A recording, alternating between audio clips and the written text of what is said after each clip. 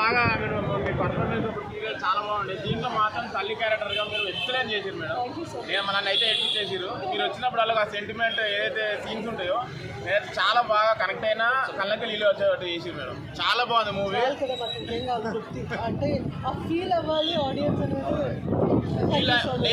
నేను సినిమా ఇండస్ట్రీలో ఉండి నేను ఏడిచాను అంటే ఆ సినిమా ఎంత బాగుందో మీరు ఆలోచించారు మేడం. చాలా బాగుంది మేడం. కంపల్సరీ మన తెలుగు ఆడియన్స్ సెంటిమెంటల్గా ఒక సినిమా హిట్ అయిందంటే దాన్ని ఎక్కడో తీసుకెళ్ళిపోతారు. కంపల్సరీ సినిమా చాలా మంచిగా ఉంది. బ్లాక్ బస్టర్ మా surrounding Satish and Gautam and whole team కూడా ఎంతో దీని ప్రాణం పెట్టేసుకుని సినిమాని ఇక్కడ దాకా లాక్కొచ్చి థియేటర్స్కి రిలీజ్ చేయగలిగారు. వాళ్ళ కష్టం వృధా పోకూడదు.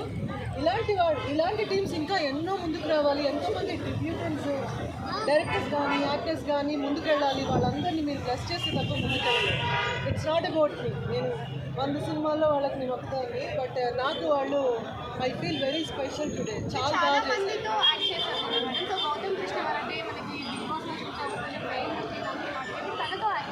Gautam Krishna big boss cinema అయ్యాక వెళ్ళారు, సినిమా మధ్యలో వెళ్ళారు.